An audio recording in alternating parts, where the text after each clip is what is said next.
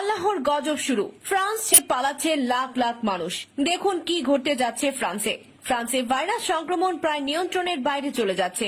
পরিস্থিতি মোকাবেলায় ফের দেশ জুড়ে দ্বিতীয় দফার লকডাউন ঘোষণা করেছে ফরাসি প্রেসিডেন্ট ইমানুয়েল ম্যাক্রো।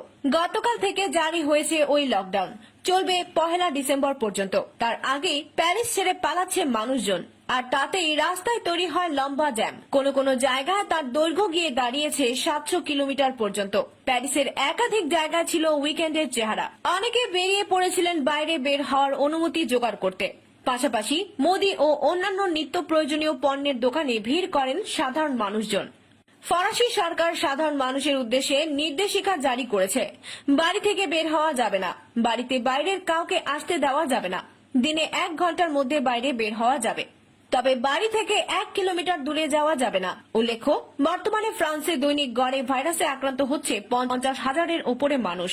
প্রিয় দর্শক, প্রিয় নবীজি এর শানে চরম বেয়াদবি করে ফ্রান্সের প্রেসিডেন্ট নিজের দেশের পতন ডেকে আনছে বলে মনে করলে কমেন্ট বক্সে অবশ্যই ইয়েস লিখুন। আর এই ভিডিওতে একটি লাইক দিয়ে যত পারেন শেয়ার করে চারিদিকে ছড়িয়ে দিন। আরো এমন ভিডিও সবার আগে দেখতে আমাদের চ্যানেলকে সাবস্ক্রাইব করে আমাদের সাথেই থাকুন।